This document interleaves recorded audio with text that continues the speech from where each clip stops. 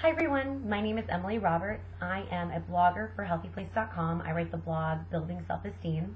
This week I want to talk with you about eating disorders and self-esteem. This is National Eating Disorder Awareness Week, and it's very important to discuss how eating disorders and self-esteem correlate.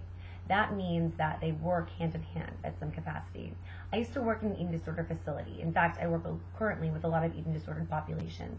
And when I was in the facility, what I often asked my clients was, what started first? Was it the food behaviors or was it the way that you felt about yourselves? Every single time, it's about how they felt about themselves. It's not about the binging, it's not about the purging or the restricting. It's about the way that they feel about themselves internally. And when this starts is usually very early on. So what we wind up seeing is people who have a bad self-image, who are often trying to fix that through food, or need to control something in their life because they don't feel adequate, and therefore they use food for that relief. So regardless of the diagnosis, when you have an eating disorder, usually your self-esteem is impaired prior to developing that eating disorder. What my hope is for us as a society to help our younger generation of girls and boys feel good about themselves no matter what their body image is, no matter what their body looks like. If we can teach them self-esteem at an early age, what we can do is prevent this huge amount of eating disorders that happens in our culture today.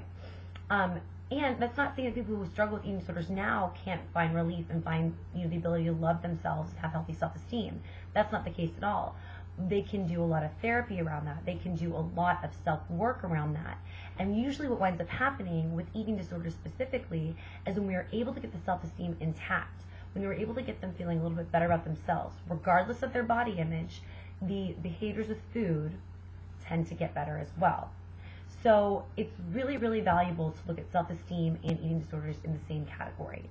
I also really believe that once we're able to teach a person in treatment or who recovers from an eating disorder, or recovering, pardon me, from an eating disorder about healthy self-esteem, we are able to really help them get through life without relapsing as frequently or relapsing at all.